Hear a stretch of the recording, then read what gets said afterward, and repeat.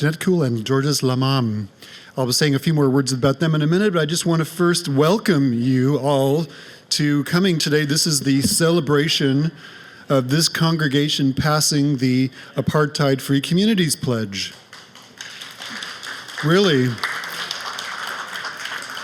I can speak on behalf of the whole human rights group and all of the people we work with in this community that we are super excited for this day, very happy to be doing this, to be announcing that. My name is Jeff Peckrell, and I will be hosting this program together with Brescia Younger, okay? And also John Miliska over there will be playing a key role in the programming that we have planned for this afternoon. And Jonathan Silk, our communications director, is doing a big part of the work today to make this all possible.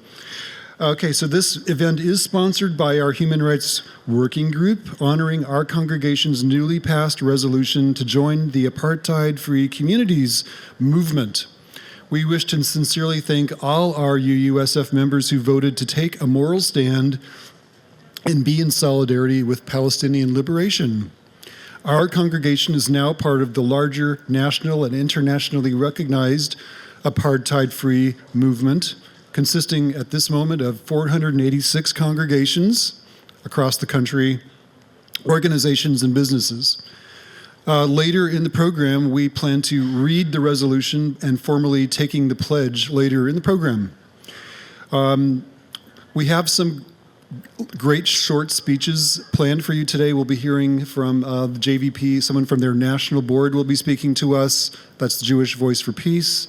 We have a renowned local scholar, Stephen Zunas from USF, who's going to speak to us, and a few other people. And I just want to, at this point, thank the violinist Georges Lamam and pianist Jeanette Kuhl. And just a little bit about George. He is a renowned violinist who is of Palestinian descent, born in Beirut. Second of three brothers who are professional musicians, a solo violinist exemplifying the Arab style of improvisational instrumentation. His repertoire spans a wide range of Arabic music, from classical to contemporary, popular songs, having performed with the most well-renowned singers of the Middle East. If any of that sounded familiar, it could be because he's been used in many award-winning documentaries and films, including Occupation 101, Tea on the Axis of Evil, and the well-known Dabka dance troupe film Wrestling Jerusalem. I'd like to have him come up and speak just a couple of words before we proceed.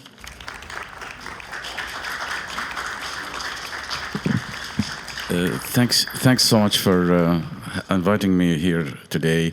I want to thank the congregation for having me. And really, as he said, my father Palestinian and my mother a Greek born in Palestine, but I was born in Lebanon as a refugee.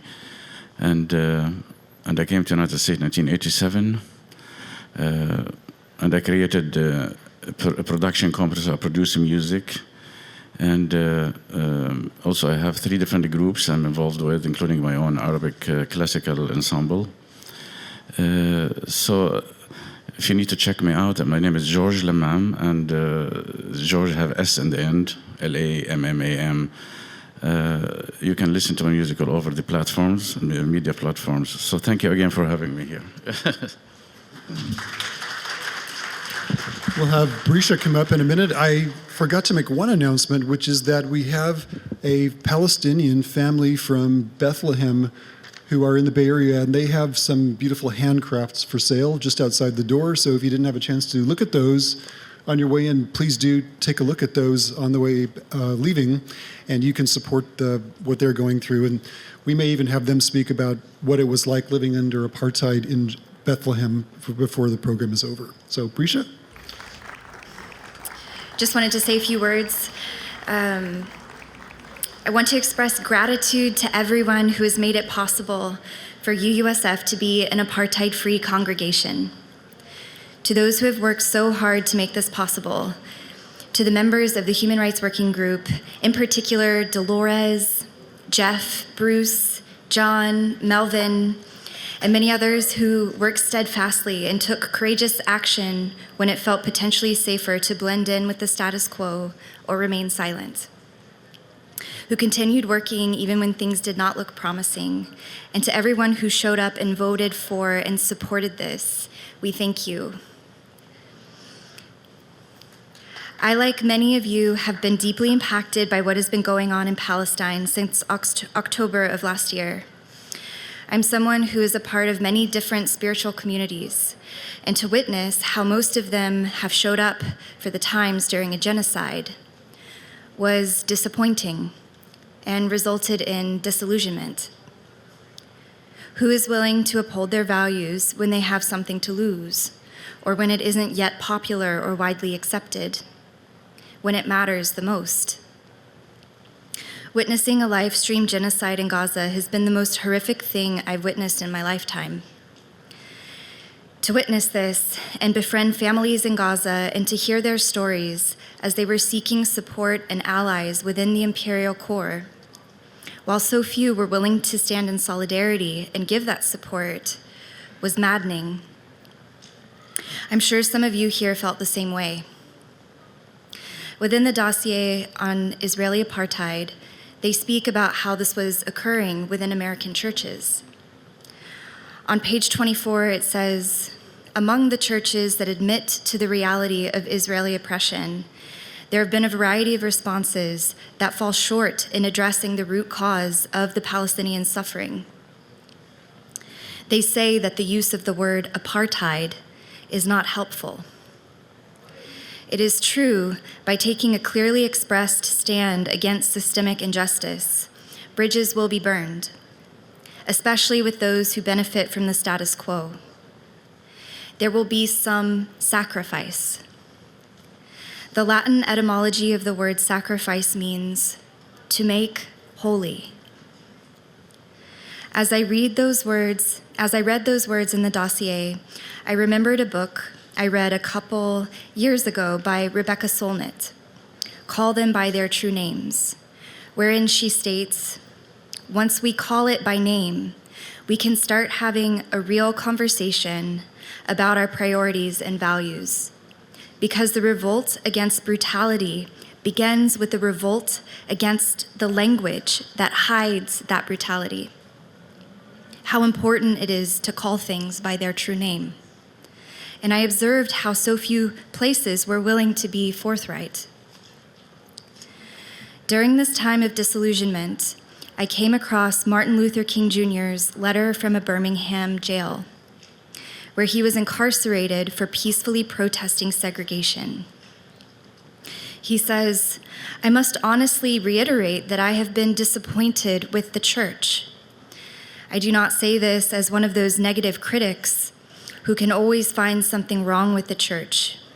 I say this as a minister of the gospel who loves the church, who was nurtured in its bosom, who has been sustained by its spiritual blessings, and who will remain true to it as long as the cord of life shall lengthen.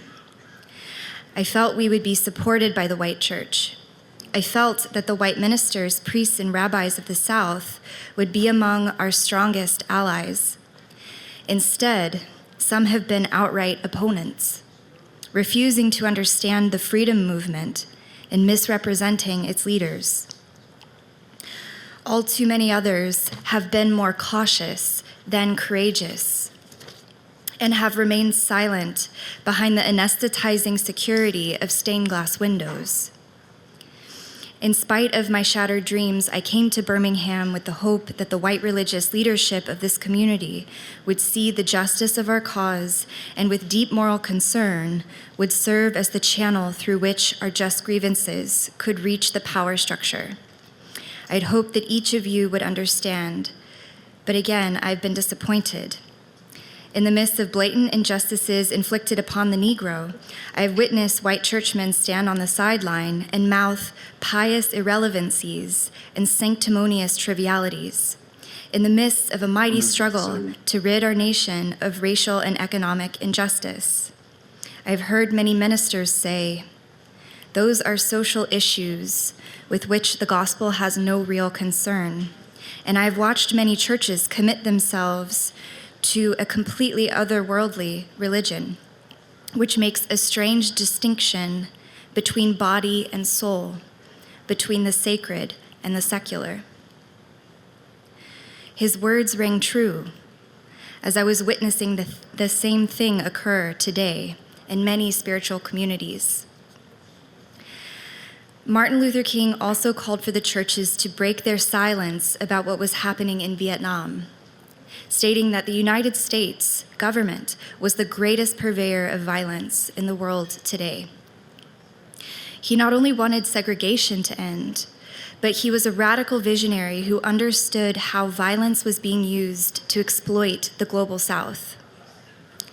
He said, "I'm cognizant of the interrelatedness of all communities and states. I cannot sit idly by in Atlanta and not be concerned about what happens in Birmingham. Injustice anywhere is a threat to justice everywhere. We are caught in an inescapable network of mutuality, tied in a single garment of destiny. Whatever affects one directly affects all indirectly." End quote.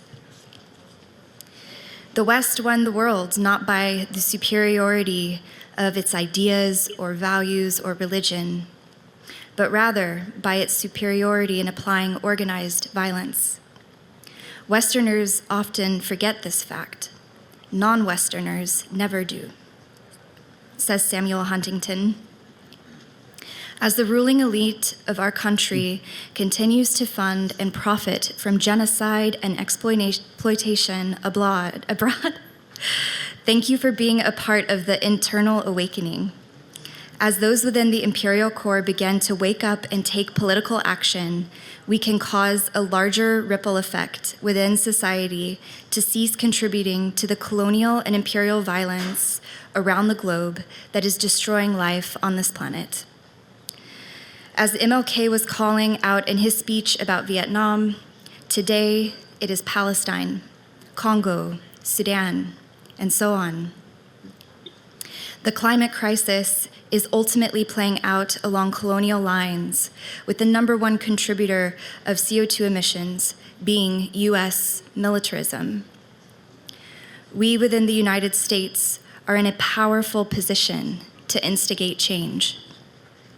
So again, thank you for being a spiritual community who stands by their values even when others try to pressure you into silence or complicity. Thank you for being a spiritual community that wasn't touting lofty values, but failing to actually live them when it counted. This is a victory for humanity, for our shared human family. We are now the 496th community to become a part of this larger network who has taken a stand against apartheid in Palestine and everywhere.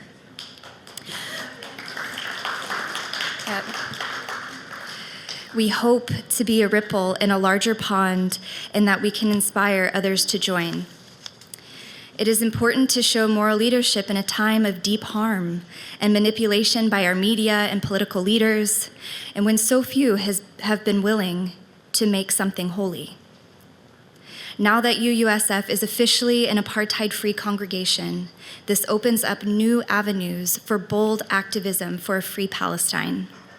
We plan to take it forward, following the lead of Palestinian activist groups and encouraging other churches to follow suit. We would like to invite everyone present today to brainstorm with us so that we can learn how to make our activism more impactful and collectively generate ideas together. Please join us in this quest. More and more Americans will wake up and realize that we are funding atrocities that do not align with our values. At a time when there is such a lack of leadership, may we remember Howard Zinn's words. We do not have to engage in grand, heroic actions to participate in the process of change. Small acts, when multiplied by millions of people, can transform the world. The future is an infinite succession of presents, and to live now as we think human beings should live, in defiance of all that is bad around us, is itself a marvelous victory. Thank you.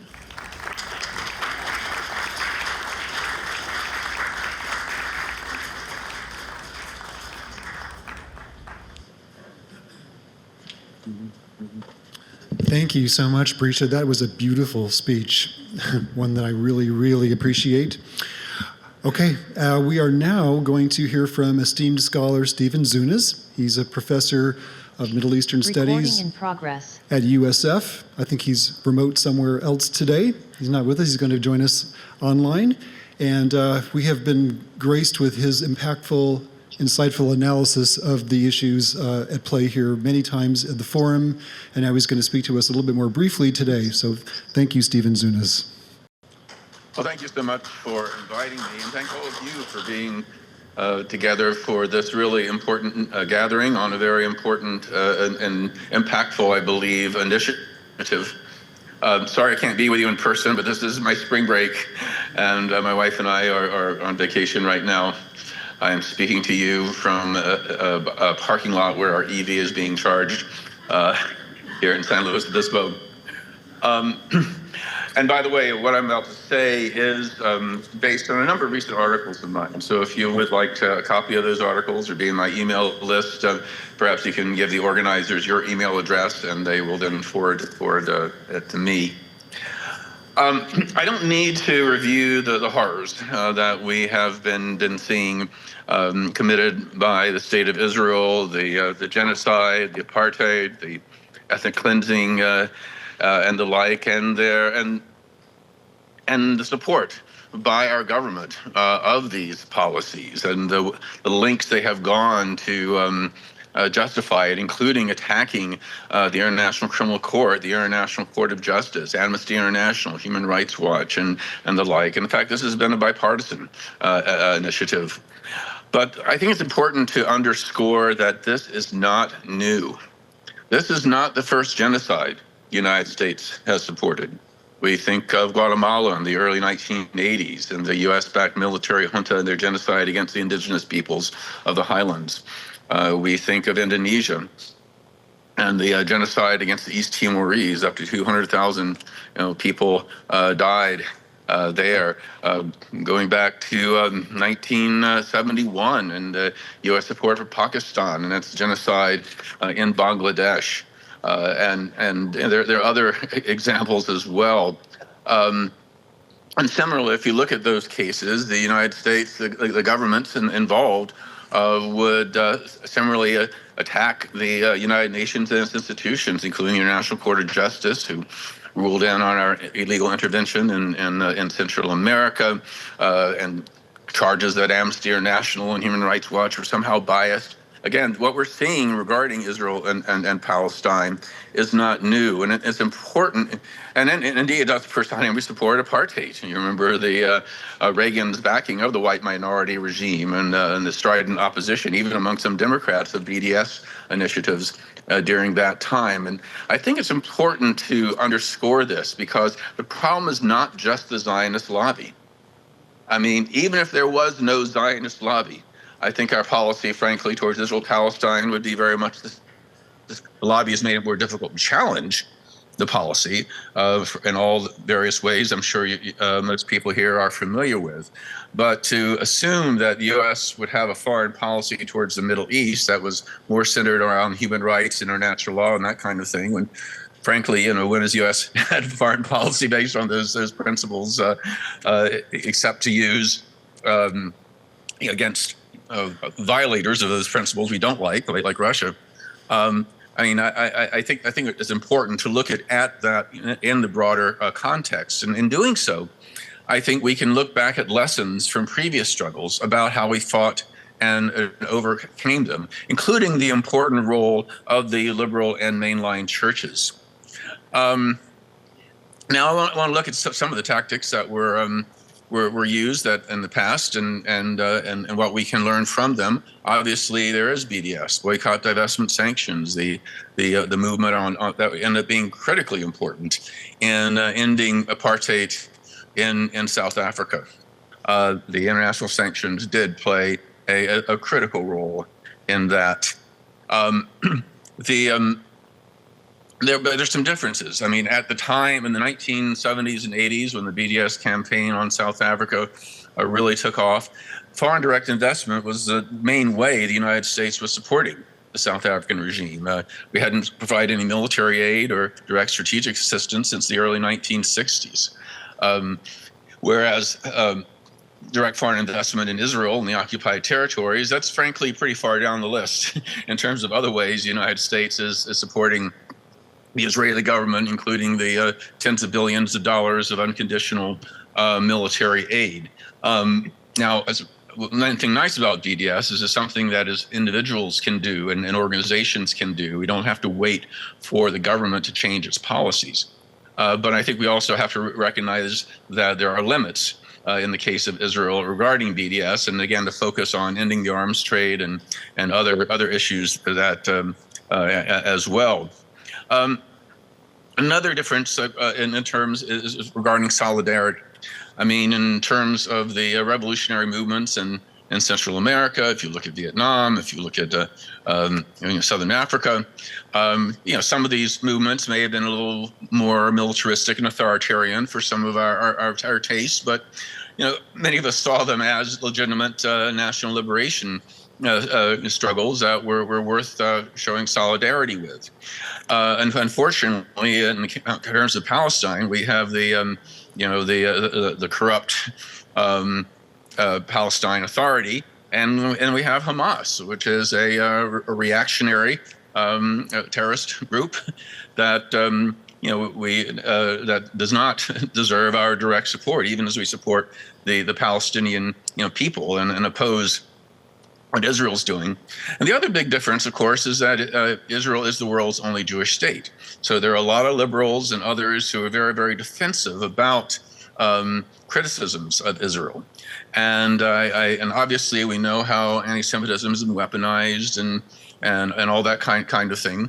But the fact is that there is a special sensitivity around that. I mean, if there's only one black state in the world, I think a lot of liberals would be kind of defensive about criticism because when someone does criticize them, you have to think, why are they doing it really? Because they support human rights, international law everywhere, or it's because it's the only black state.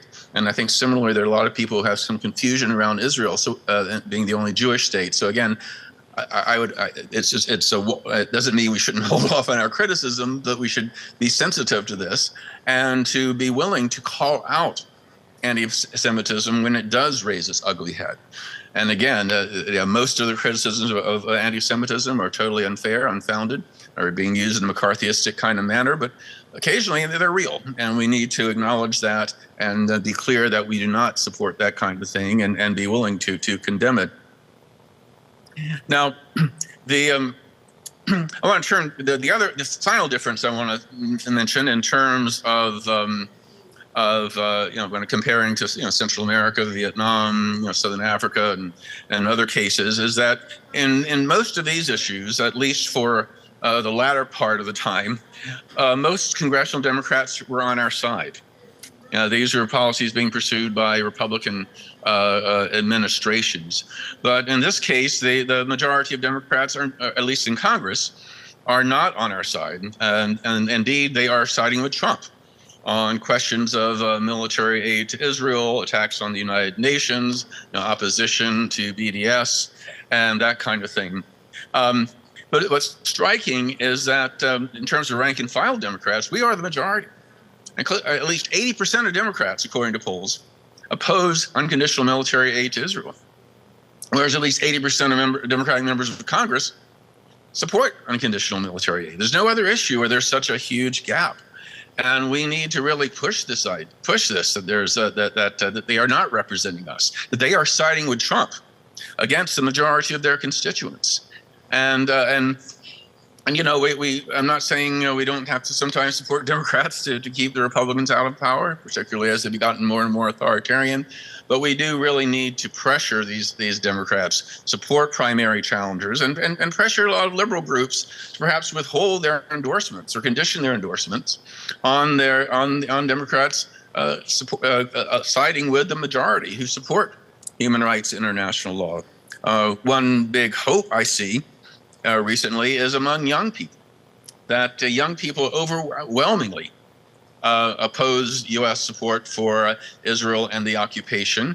Indeed, the gap between older Americans and younger Americans is wider than any other issue, including LGBTQ rights. I mean, it's quite striking. I'm a political scientist. I've never seen public opinion and political attitude in such a straight line when it comes to age and attitude. So at least the future looks bright, but the question is how many people are going to die in the meantime? How long is it going to take before we change U.S. policy? One sign of hope I have amid all the horror is that Trump, with his explicit racism in terms of his approach to the conflict, his clear embrace of ethnic cleansing and colonial settlerism, really provides an opening for those of us who want to change in policy. You don't have a situation like we had under Biden, where he would give lip service to a two-state solution, while blocking any effort to force Israel to allow that to take place. We don't have this kind of lip service to rules-based international order. No country can expand its territory by force. No country can change its international boundaries unilaterally. The rhetoric he used, quite appropriately in my view, regarding Ukraine, while supporting Israel violating these very principles. I mean, one thing about Trump is, and his support for Russia as well, is that we can link them in terms of trying to push for an agenda that supports human rights and international law consistently. And while I'm certainly not a Zionist, my advice would be not to stress anti-Zionism as a core of our principle of our movement. I think what we need to stress is the same thing we stressed in these earlier struggles in Central America, in Southern Africa, in Southeast Asia, and that's basic human rights, international law, basic justice, because that is really what is at stake here. And I think we can justifiably label Democrats who continue to support unconditional military aid, continue to attack the UN, as being pro-Trump, because that's essentially what their positions are. When they support Trump against the vast majority of constituents, they are being pro-Trump, and we call them out on that. Just as we called out the so-called death squad Democrats who support Reagan on Central America. It is something that we need people to be held accountable for this. Now, and finally, I just want to remind people about these other issues, that we were able to end the war in Vietnam. We were able to finally get sanctions on South Africa, which was critical in bringing an end to white minority rule. We were able to stop military aid to the Contras and the Salvadoran and Guatemalan juntas. We were even able to help free East Timor from the brutal, genocidal Indonesian occupation. We got our forces out of Afghanistan and mostly out of Iraq, and sooner than would have been otherwise. So we really do have the power to make a difference. And I think it's important, particularly for younger activists, particularly for people for whom this is their first big campaign against U.S. imperialism and militarism and supporting repressive governments overseas, to remind them that we have won these victories before. It is not hopeless. It is not unique to Israel.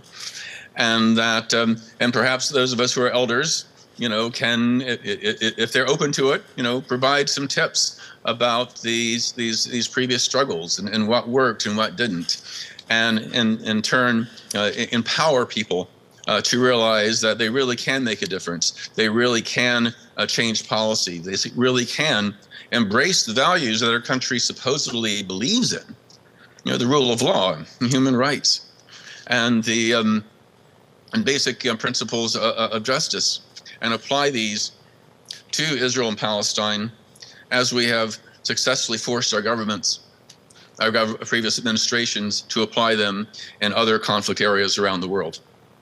So thank you again for having me, and I really wish you the best for the rest of your gathering today.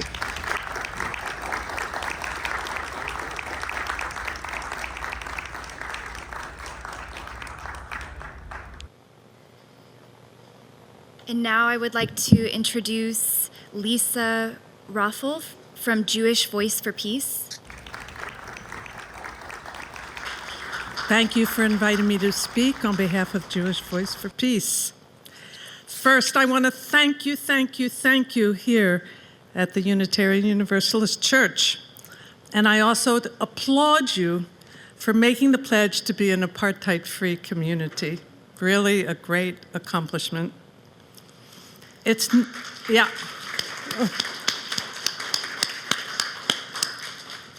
never more important than now, as we just heard from Stephen, to stand up for the humanity of Palestinians. It means so much to publicly show your support for Palestinians struggling against horrific Israeli military oppression. The Israeli genocide against Palestinians is beyond words. But Israel has also engaged in what I call slow genocide every single day since the founding of Israel in 1948.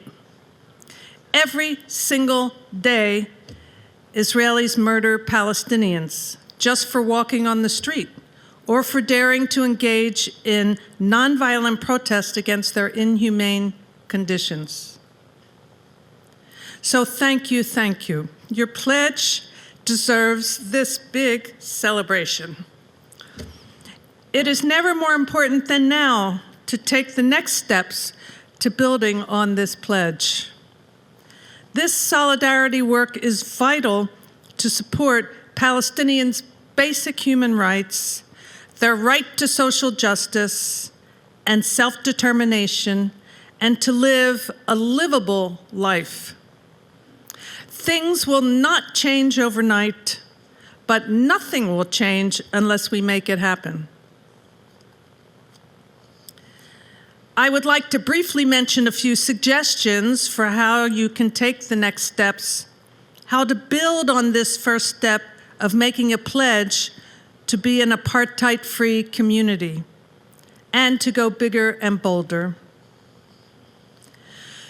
By way of very brief background, I was raised as an Orthodox Jew. I was taught that Jewish ethics include loving thy neighbor as thyself. Jewish ethics include welcoming the stranger into your home because we were once strangers in Egypt. I came of age in the shadow of the Holocaust. We had a tight-knit community that was determined to never let another Holocaust happen. Not surprisingly, my community supported Israel with all our hearts and souls. It took me a long time to learn the truth about Israel and what Israel has done and continues to do to Palestinians. But once I did, there was no way I could close my eyes, ears, and mouth to the horrors. So I joined Jewish Voice for Peace because Jewish Voice for Peace is the largest Jewish anti-Zionist organization in the United States, with approximately 30,000 members. Thank you. I joined Jewish Voice for Peace because the Israeli government claims to speak in my name as a Jewish person. I have the right and the responsibility to speak back. All people who oppose apartheid in Palestine should speak out. Jewish Voice for Peace takes many actions to challenge Israel's apartheid. We are determined to end the U.S. government's no questions asked military aid to Israel. You can go to our website. One action I recommend is a very well-organized power half hour every single day, Monday through Friday, where JVP helps everyone call our congressional representatives to end support for more weapons sales to Israel until the end of the occupation.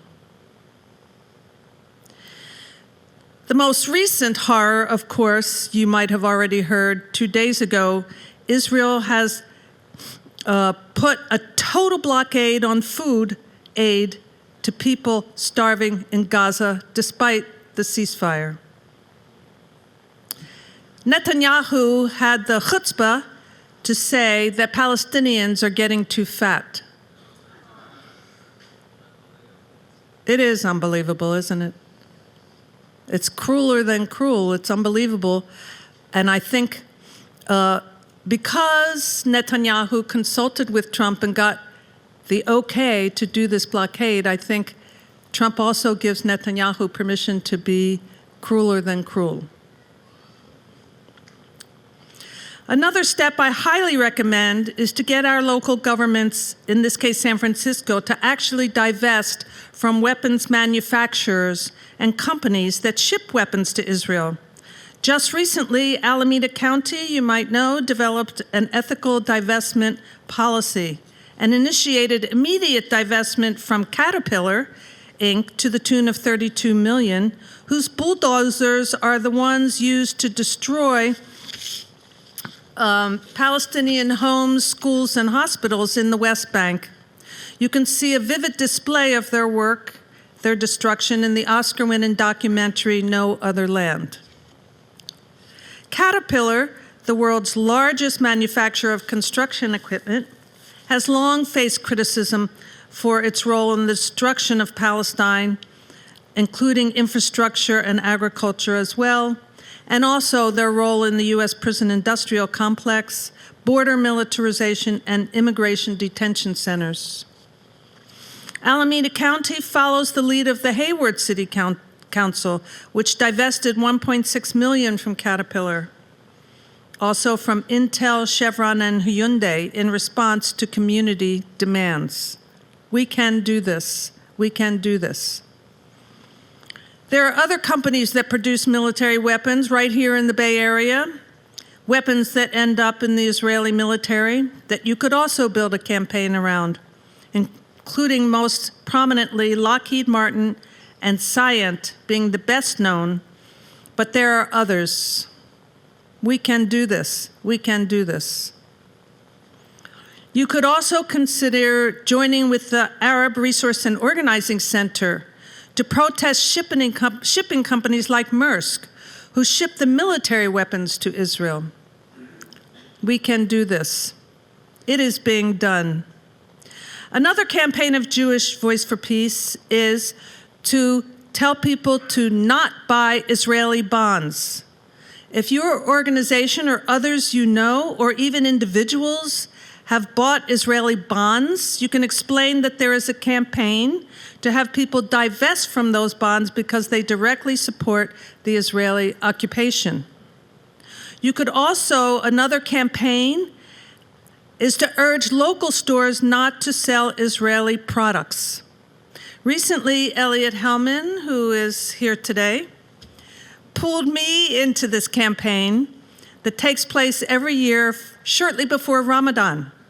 This campaign asks stores with largely Arab American customers not to sell dates from Israel, but instead to buy dates from California. We went around and just did this last week, 2 weeks ago. There is also a related campaign to ask a wider range of grocery stores not to carry Israeli products. You can contact the Arab Resource and Organizing Center about this campaign. Our success shows that divestment is not just a tool for accountability, it's a way to reshape public expectations and redefine what we collectively accept as just and ethical. There are several other Palestinian organizations and other organizations you can partner with to take one or more of these actions. For example, you could arrange for more showings of the Oscar-winning No Other Land. How many people have seen it? Time was extended here because of they won the Oscar, but I think you could also show it here or work with other movie theaters to extend its showing in the Bay Area. You could also offer to set up the Palestine Museum exhibit called Gaza Remains the Story. in your space or elsewhere. I can send you the link. Here are a few words from the museum's written statement about the exhibit. Gaza Remains the Story exhibits the cause and context of the Palestinian experience, focusing on the land, places, and people of Gaza. The exhibition strives to inform, educate, and narrate stories of historical locations and cultural practices in Gaza, providing a glimpse into Gaza's arts, aspirations, and uniqueness. What remains of it in these harsh times.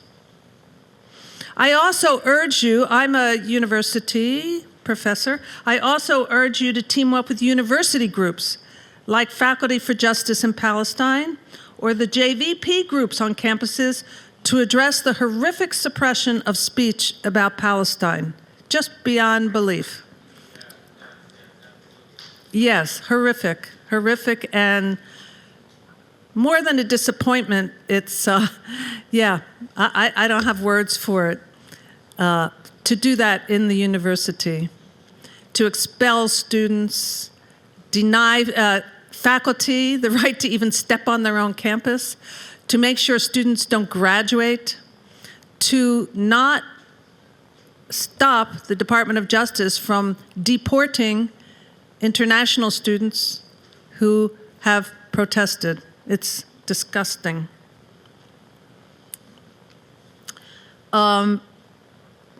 Yeah. Last but not least, the conversations we have with others in our lives are incredibly important. Believe me, Jewish Voice for Peace quarterly has How to Have Hard Conversations webinars, because we all know, starting with our families, it's hard to have these conversations. Yes, I've been working on that for years. And if you speak with someone who doubts that Israel is an apartheid state, you can hand them materials that prove otherwise. There are pamphlets circulating, which I could pass along to you. And also, the human rights organization B'Tselem, as well as Amnesty International, have very clear statements detailing how Israel is an apartheid state. So once again, I am very pleased to be at this wonderful celebration for your courageous action. Thank you. Next, I would like to introduce Dr. Jean Powell, a local writer who has written a poem about Palestine.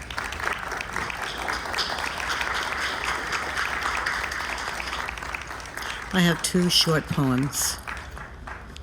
The issue never changes. Scream, whisper, pantomime, send smoke signals, dance up a storm, narrate the issue on drums. The issue is always the same. Move over, give me some room. I need air to breathe too. My labor earns me a place at the table, not outside the rear door, waiting for crumbs. You may be taller than I am, but I'm closer to Mother Earth. You may be able to lift that fallen tree, but I can heal the sick and soothe a newly born child. Your house is big, so big. I'm happy to be guided by fireflies as I sleep in the forest, but I can't do that if you cut down all the trees to build your home. Your warships patrol the horizon, and you rule the high seas. But your sailors have no food unless my fishing boats have room to harvest. This is your last chance to do more than line your pockets with misbegotten gold. Storm clouds gather as icebergs melt. Can't you hear the volcanoes?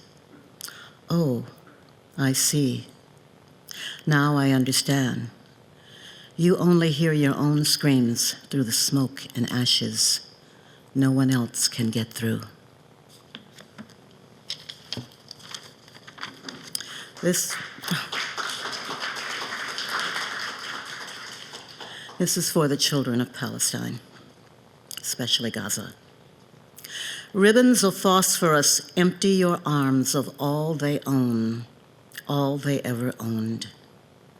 The sun hides in shadow, ashamed to witness all you have lost. Young ones, they smile, Seek reassurance from all the light you cannot give. The generations lost, honor forever torn into fragments. You search for the angels as carnage reigns, absent as they prostrate themselves before God and beg mercy for human charges. The mercy window is closed. You are late coming back from wherever you've been, embracing the bloody keepsakes plastered on your hair, on your face, your shell of a body. You write their names on children's brown legs and press face to face, so you will recall in any fiery realm you find yourself.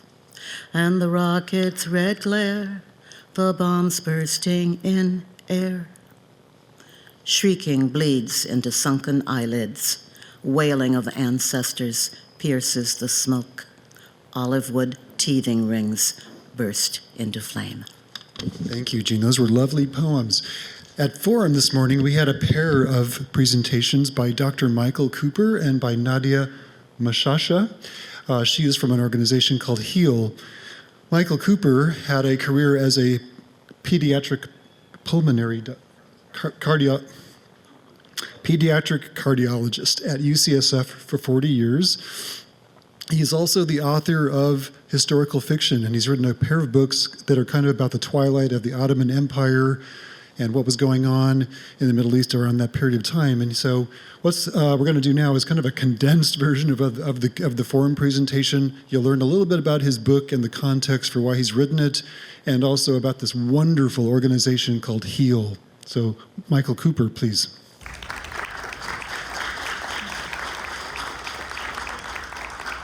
Thank you, Jeffrey, and thank you all for being here. My books of historical fiction are basically conceived in the aftermath of the murder of Yitzhak Rabin, which is when I began writing in the mid-90s. And I was looking to insinuate a message of coexistence and peace drawn from different major turning points of history related to the Middle East. The opportunity that was presented by Rabin as a general who transitioned to a peacemaker was breathtaking, and it was a moment of hope. And that hope, of course, was crushed by the assassin's bullets from a Beretta pistol into his back after a peace rally. And with Rabin died the peace process. In regards to why I'm here, most importantly, I want to reference the horrific situation in Gaza, because that's really what we want to do, is to raise awareness and to raise funds for Heal Palestine. And again, the church is very supportive of that particular desperate need. And we'll be discussing that because the Palestinian people are being faced with unspeakable and unrelenting misery. And again, we're hoping to make the awareness and go out from here.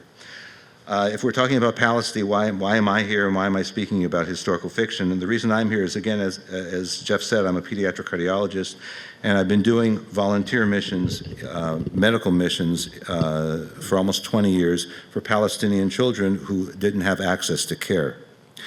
And I'm going again to speak about historical fiction since, for about the last 20 years, I've also been publishing books of historical fiction. These are the latest two that I'm selling today, with all proceeds going to Heal Palestine.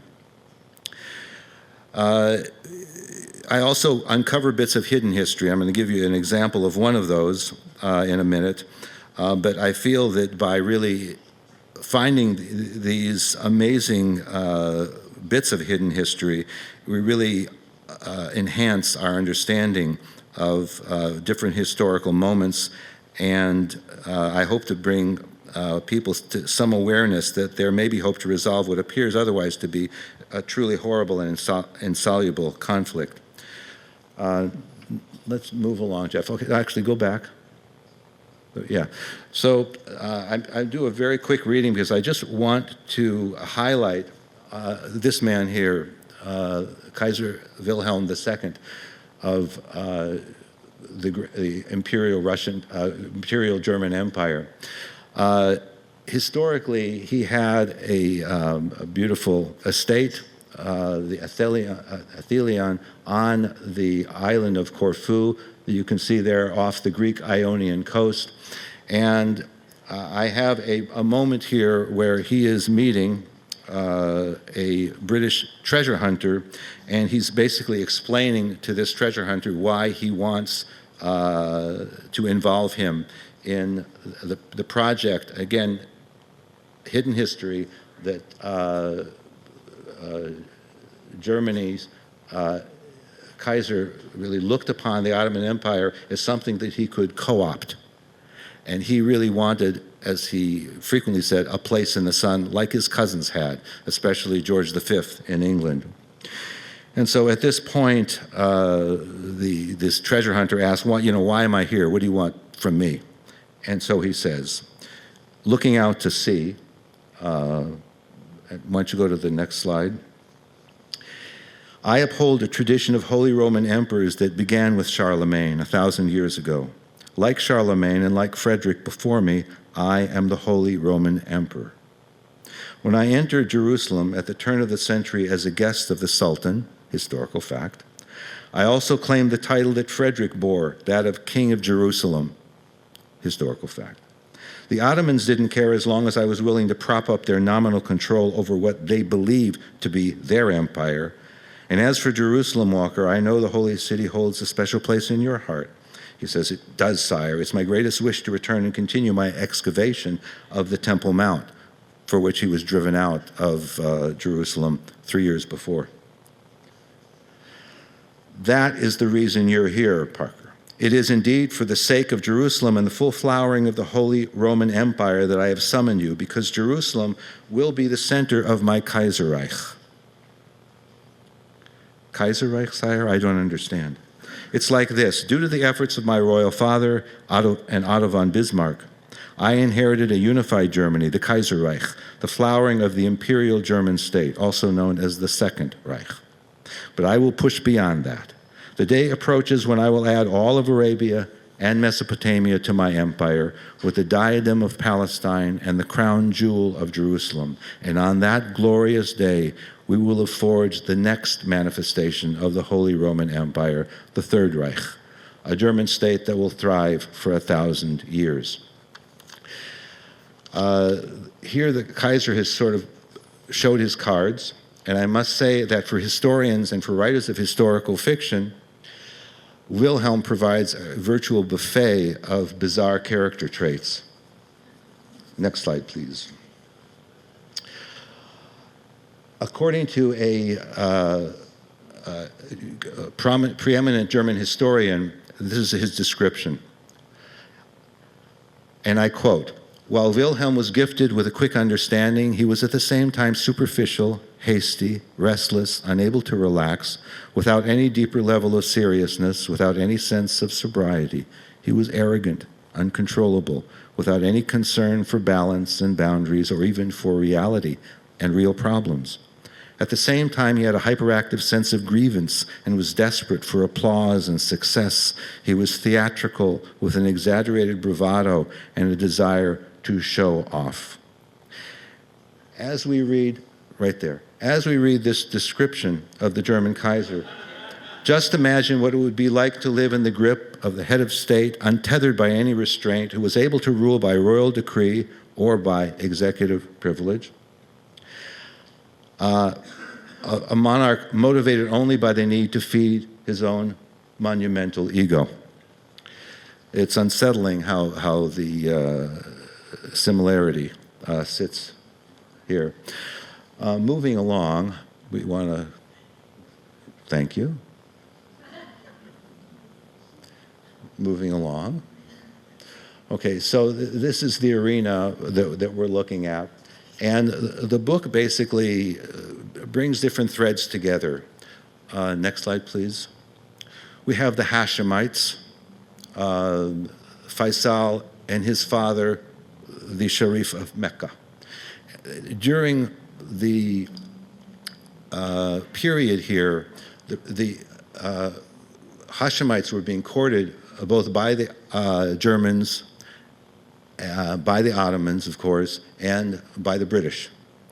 And it was a very fine line that they were walking, and I have a long conversation between Faisal and his father about which way they were going to go. Ultimately, they decided to cast their lot with the British because Hussein had actually met the Kaiser twice in Constantinople, and he considered himself so obnoxious. I mean, he considered the Kaiser so obnoxious and so repellent that he couldn't imagine if the Ottoman Empire was to join Germany and the Central Powers, and they were victorious, he couldn't imagine that they would ever have self-rule with the Ottomans as well as with the Kaiser. We also talk about, next slide please, these early Zionists. Now I know that the word Zionism is one that is very charged. Find my notes on it here. Yes. Because I want to acknowledge that for many of us it's a hateful abomination representing a vicious ideology that has brought untold suffering, displacement, and death to thousands of Palestinians, as Lisa was telling us. But there's also another side to Zionism, because in the beginning it was a yearning for return of Jews to Zion. And according to Asher Ginsburg, as a cultural Zionist, that return to Zion could only be with the cooperation with and in honest friendship with and with respect for the Arabs living there. I have some interesting quotations, but I won't belabor the point any longer. Suffice it to say that this cultural Zionism was something that was really taken up by many in the Zionist movement. Unfortunately, with subsequent events, and especially the Holocaust, there was no bandwidth for considering the native peoples in Palestine. But there were many significant people, such as Henrietta Zold, such as Martin Buber, and such as, next slide please. Again, this is, let's just move along. We're not going to talk about Lawrence and right here, such as Albert Einstein. And this particular quotation, these particular two quotations are taken from letters that he wrote to other people in the Zionist movement. And I'll read them out loud. If we are not able to find a way to honestly cooperate very good. If we are not able to find a way to honest cooperation and honest pacts with the Arabs, then we have learned nothing during our 2,000 years of suffering. Without honest cooperation with the Arabs, there is no peace and no security. And from another letter to another Zionist, only direct cooperation with the Arabs can create a dignified and safe life. What saddens me is less the fact that Jews are not smart enough to understand this, but rather they are not just enough to want it.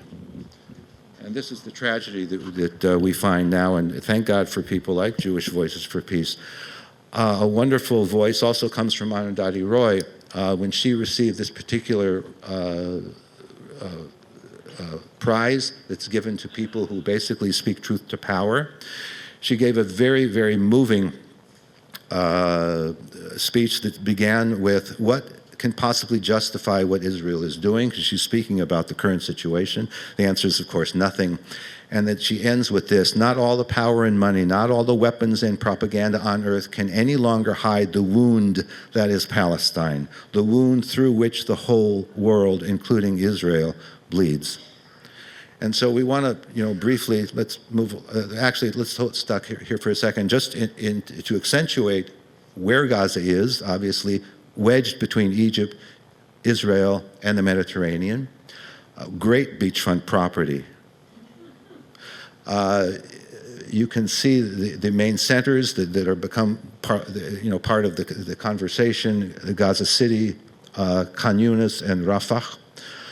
And basically you're dealing with a piece of real estate, if you'll pardon the expression, that really is very similar to the East Bay Strip, you know, from Alameda to Pinole in regards to the square miles, identical. However, of course, the Gaza Strip was populated by more than double that of our East Bay Strip, and the population density, as you can see, is more than double. That was before the savagery that has taken place. When I look at the way forward, obviously it begins with truth, it begins with justice, and begins with Palestinian independence, or leading to Palestinian independence. And truth begins with really an honest acknowledgement that honors narratives. And justice can and will involve, God willing soon, repatriation, reparations, rapprochement, and reconciliation. But right now, obviously, the crying need is reconstruction and rehabilitation, healing a wounded people and a wounded land. The next one. Okay, now, this is so much for the destruction of buildings, the devastation of buildings. There's also the devastation of people. And we have some slides for you here.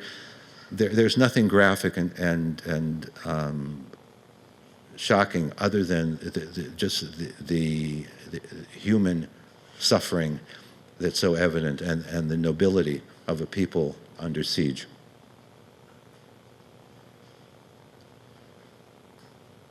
Because this is the situation that Heal Palestine and other organizations are rising to alleviate.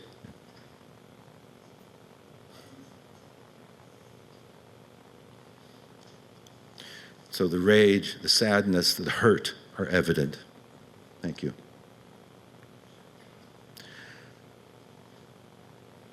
And lastly, let's move along.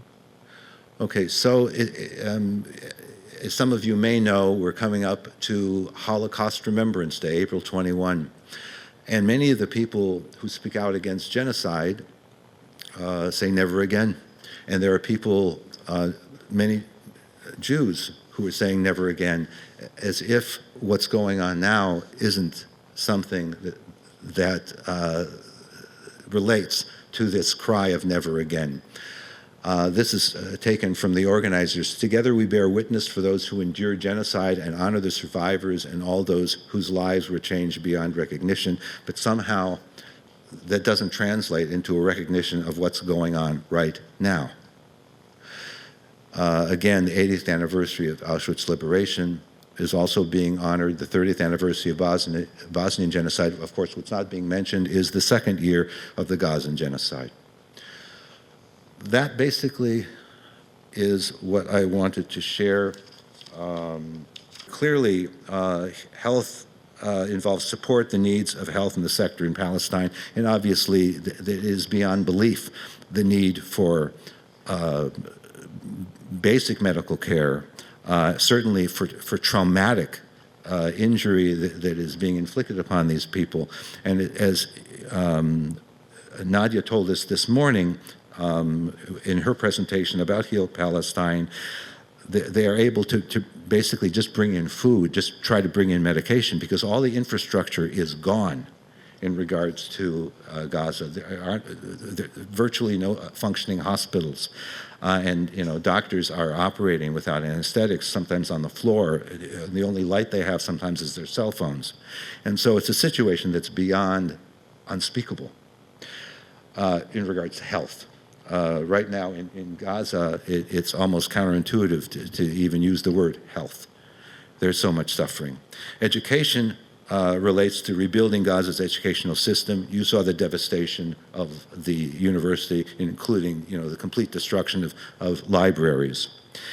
Aid provides essential humanitarian aid with a focus on Gaza, and that's largely what Heal Palestine is doing on the ground. They're just getting people fed, because the disgusting quotation from Netanyahu that was quoted, that obviously the Palestinians, really don't need any more food because they're fat.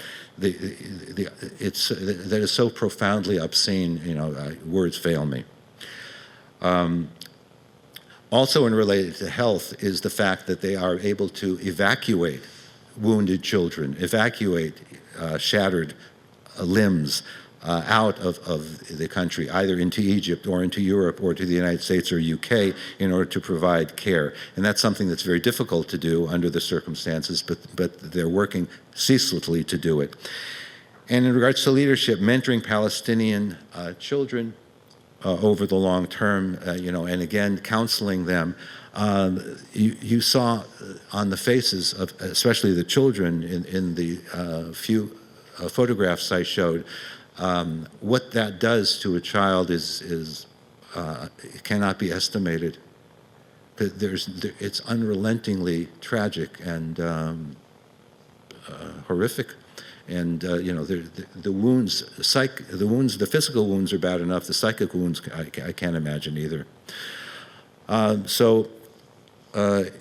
Ultimately, then you see here that they're doing what they can now on the ground, and they're looking forward to creating infrastructure and to creating services. I'm due to go back in July, but there's no way that I can get into Gaza. And also, I don't have the skill set that they really need. They need trauma surgeons.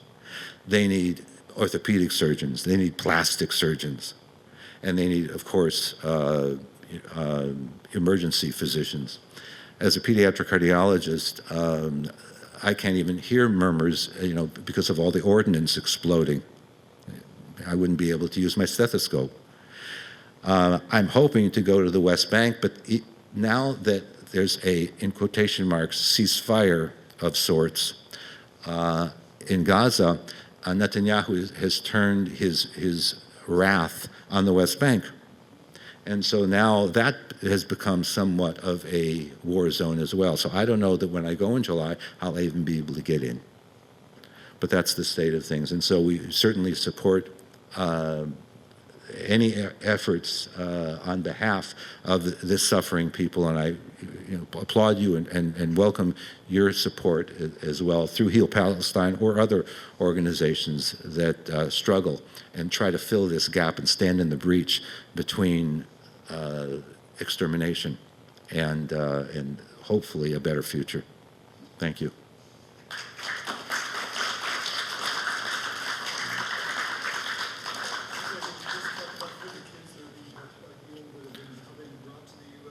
Let's just put up there, yeah, because this was part of Nadia's presentation, and again, I think that the pictures say it all, and so they're doing wonderful work despite very difficult circumstances. And every child that gets out, there may be 10 that don't get out.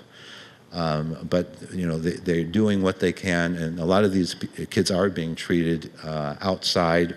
And you can see here, I believe they have the states where these children are being treated.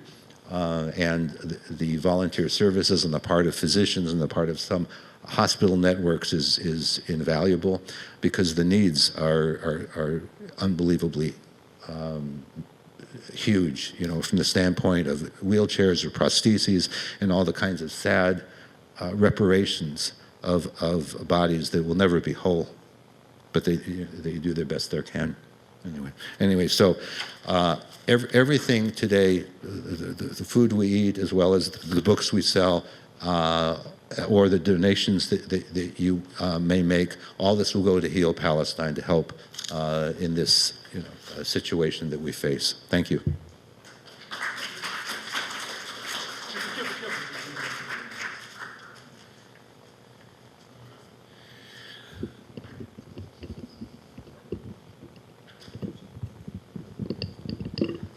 So my name is John Maliska, and I definitely want to thank Dr. Michael Cooper for his presentation now, and also the presentation he did this morning at Forum with Nadia Mushasha. She did a fantastic job talking about the work of HEAL. It's a 501c3 nonprofit registered here in the United States that's dedicated to helping the people of Gaza and the West Bank. As we've seen, HEAL stands for health, education, aid, and leadership. And we should be very proud to stand with them. We are here in the TSK, which stands for Thomas Starr King. His sarcophagus is here on the grounds of our congregation, and we are very grateful to his contributions 160 years ago to make sure that California would not join the United States as a slave state. He worked tirelessly to make sure that slavery would not be in California. When the Civil War broke out, he worked tirelessly to preserve the Union and help banish the scourge of slavery. So 160 years later, we can look back and be very grateful to his tremendous contributions. I'm going to imagine 160 years into the future, when people look at the chapter we're experiencing, the march of fascism, occupation, oppression, and I'm determined to do what I can to live up to the heroism of the people in the past that wanted a better future. And if HEAL stands for health, education, aid, and leadership, I think we should do what we can to make sure that we can build a more just future. So Mary Castigli and I are very glad to take any extra contributions through cash, check, or credit card donation. And there are people in this congregation who have worked tirelessly to recognize the needs of the Palestinian people.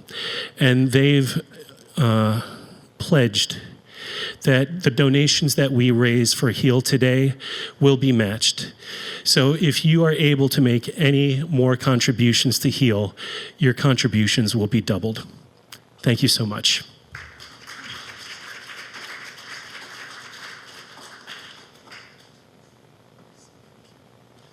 Thank you so much, John. And now we have Karen Melander-Magoon, who's going to read us some poetry.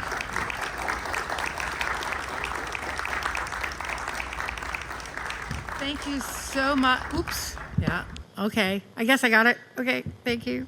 Thank you so much. First of all, I am so grateful that this is a community, an anti-apartheid community. That is so important. And thank you, Lisa, JVP. Thank you, Dr. Cooper.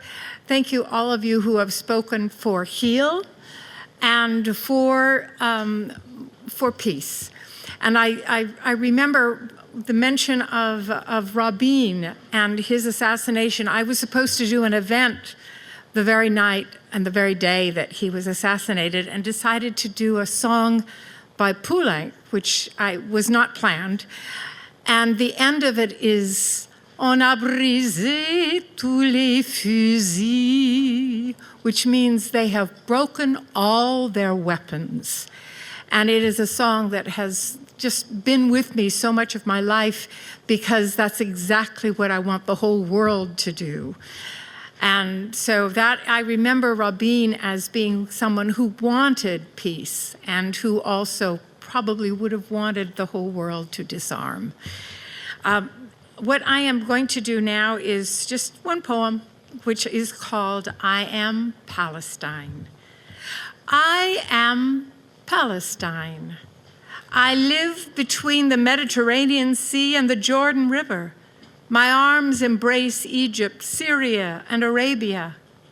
I have borne prophets and poets, Ishmael and Isaac, Sarah and Hagar. Humankind began in my womb, and I seeded the world. Neanderthal children slept and dreamed in my arms, drank from the Wadi Natuf, flowing past the west bank of their home. In the Shukba cave, burrowing deep into my ancestry, I am Palestine. My children lived and thought in my arms, thought and dreamed of tools, stone and bronze, observed the stars, gave thanks to the sun and the land. I am Palestine. Once I was a vassal to Egypt. My bronze artifacts bore tribute from Jerusalem's king to Pharaoh. I am Palestine. My children have played with stone and copper, bronze and iron. Weapons made to forage were turned upon my children, and blood was shed. I am Palestine. I have seen much blood as eras move to eras. I am Sylvan. I am water and fertile land. I am compassion. Neighbors of my children have been welcome.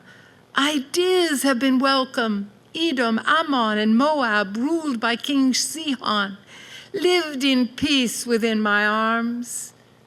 I am Palestine.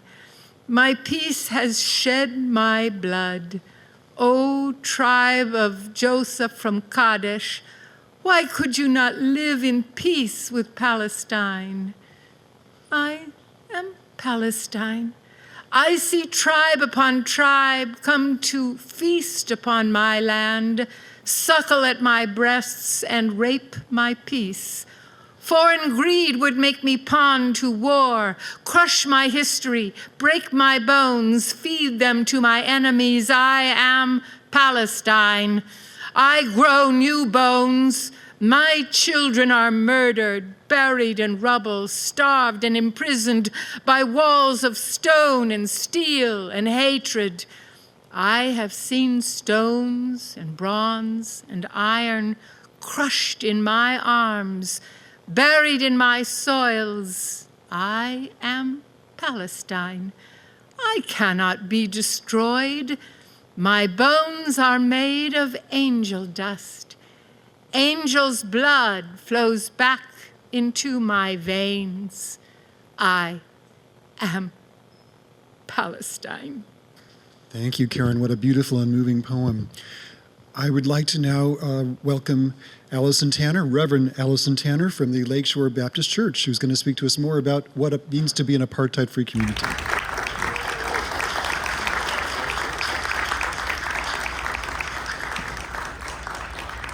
So as a local Baptist pastor from across the Bay, I want to just offer sincere gratitude that we are in this together. When I drove up and walked through your doors, I saw your large banner that says, "Love demands ceasefire now," and we have a banner with the exact same phrasing on my congregation. Together, we are one of nearly 30 houses of worship that have that sign, so that when people drive throughout the Bay Area, they know that people of faith have a very clear commitment to ending the violence. In addition to being a Baptist pastor across the way, however, I am also the national organizer for Apartheid-Free Communities. And so in that hat, I want to again offer my deep, deep gratitude for the commitment you've made.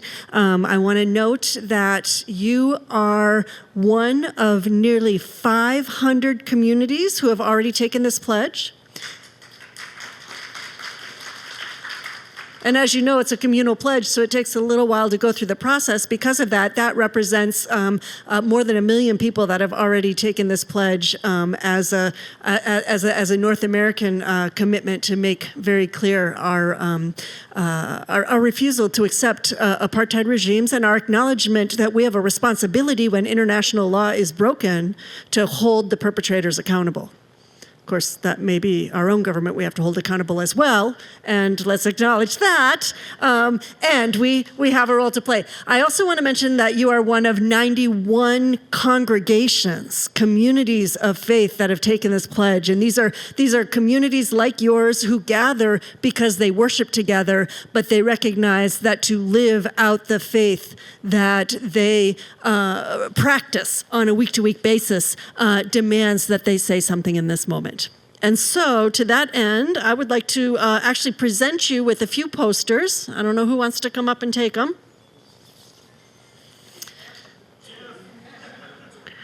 we have two posters, and these go to not every community gets one, every congregation gets one. That's how special you are. Dolores, you should come up.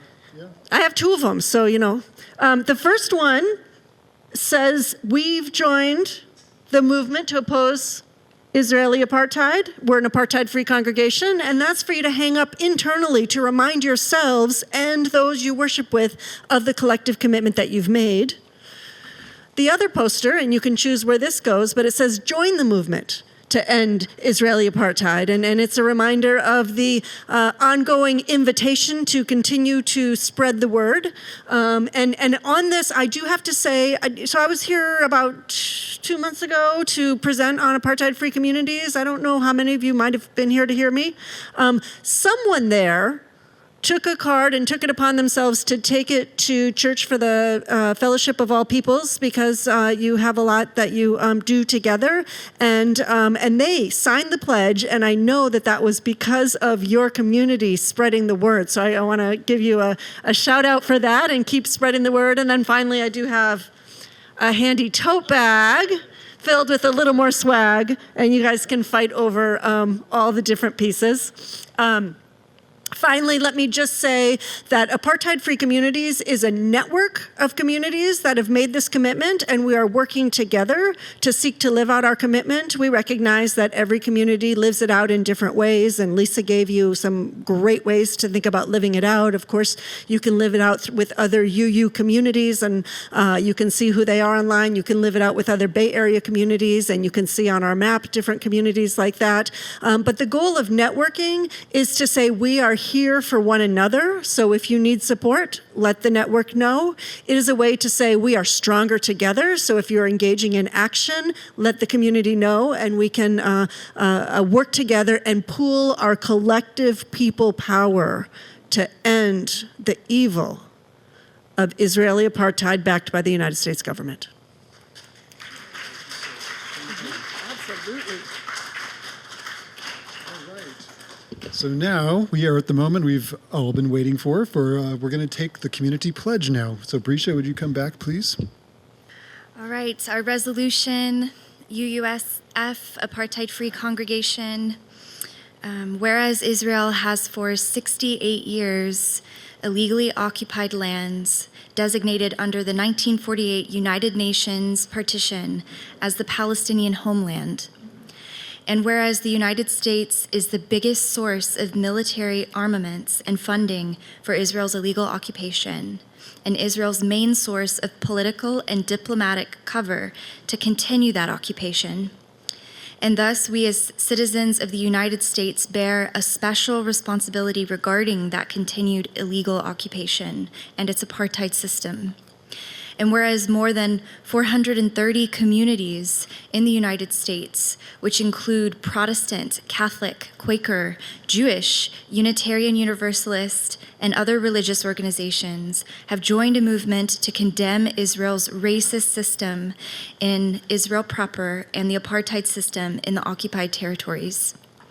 And whereas the UUA, in its June 2024 General Assembly, called on UU churches to stand in solidarity with the Palestinians by acting to sign, amplify, and carry out the Apartheid-Free Communities Pledge, among other activities to be considered.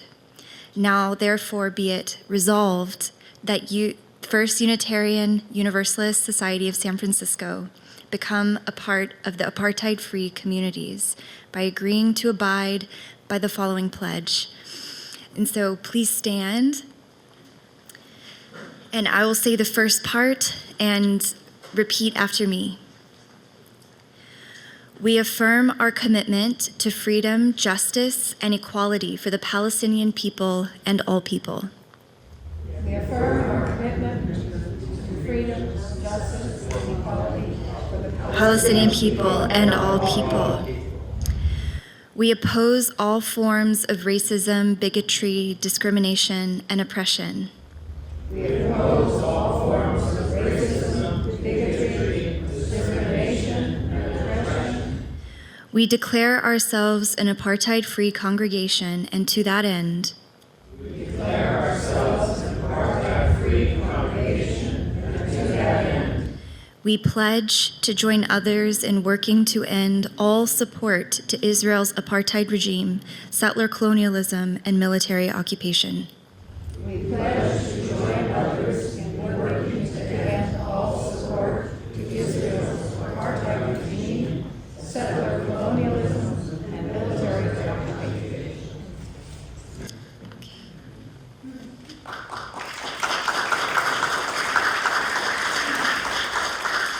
All right, amazing. We have just one more thing to share with you. Did anybody watch the Oscars? Because we have the acceptance speech for No Other Land to show you.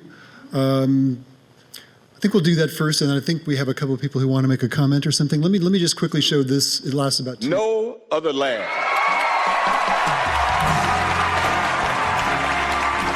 This is the first Oscar and nomination for Bassel Adra, Rachel Shore, Hamdan Bilal, and Yuval Abraham.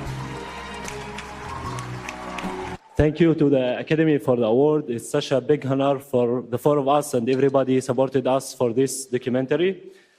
About 2 months ago, I became a father, and my hope to my daughter that she will not have to live the same life I'm living now, always fearing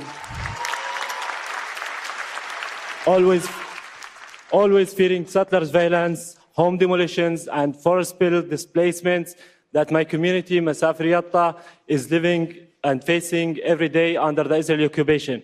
No other land reflect the harsh reality that we have been enduring for decades and still persist as we call on the world to take serious actions to stop the injustice and to stop the ethnic cleansing of Palestinian people.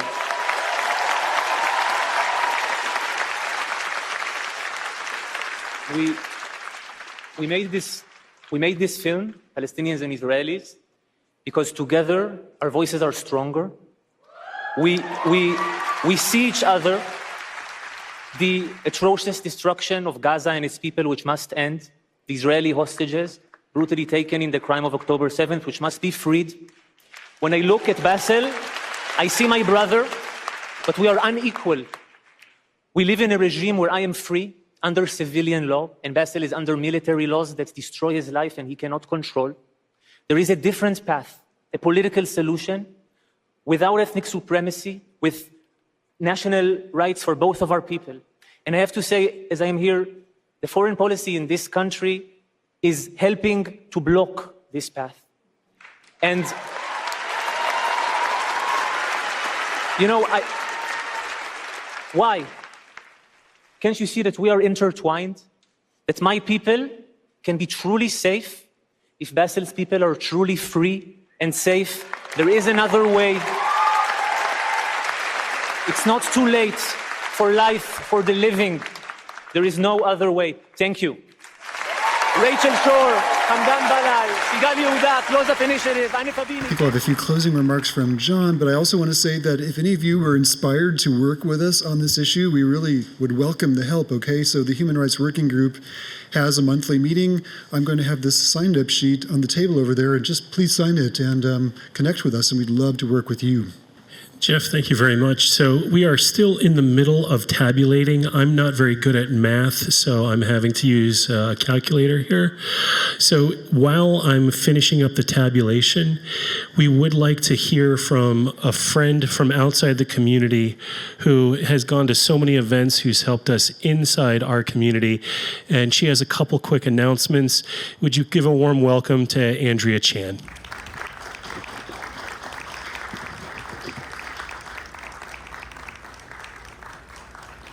Hi there, friends from UU San Francisco.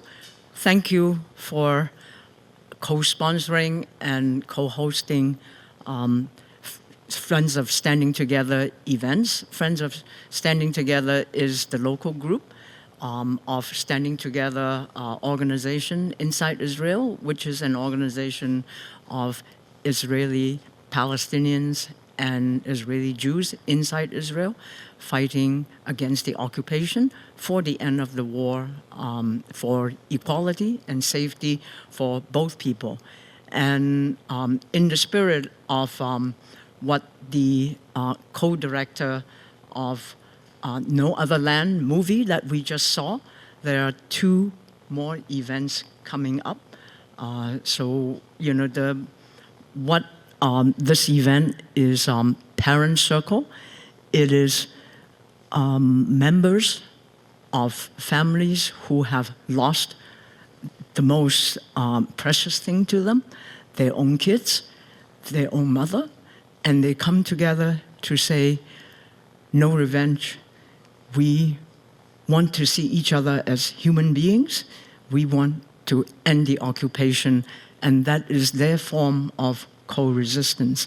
So we invite you to this event so that, you know, we can spread the word that, just like the co-director of No Other Land says, first, our voices are stronger together. The Israeli Jews and the Israeli Palestinians and in the occupied territories in Gaza together to throw off this senseless, endless violence.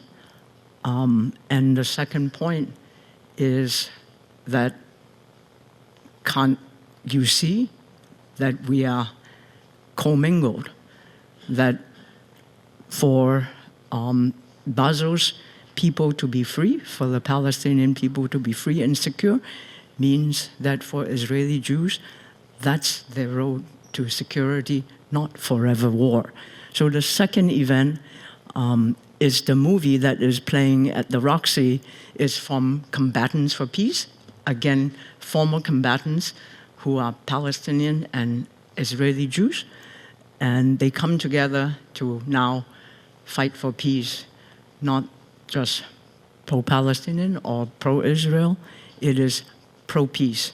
That's that showing us there is another way. It's a movie that doesn't whitewash anything. It actually, but you know, it is a hopeful movie.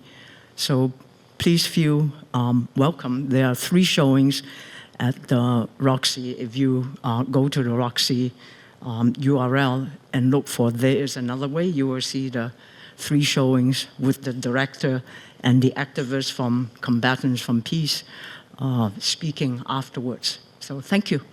And thank you to this community. I've learned that whenever I go to an event, if Andrea Chan is there, it's going to be a great event. So Mary and I were able to count up contributions today of $1,192, and Dr. Michael Cooper has helped me tabulate that he has sold books that he's contributing the proceeds to Heal of $461. So as of this moment, we've raised $1,653 to Heal, and our incredibly generous underwriters today have said that they are going to double that. So we are now at $3,306 to be contributed to Heal. We're so incredibly grateful.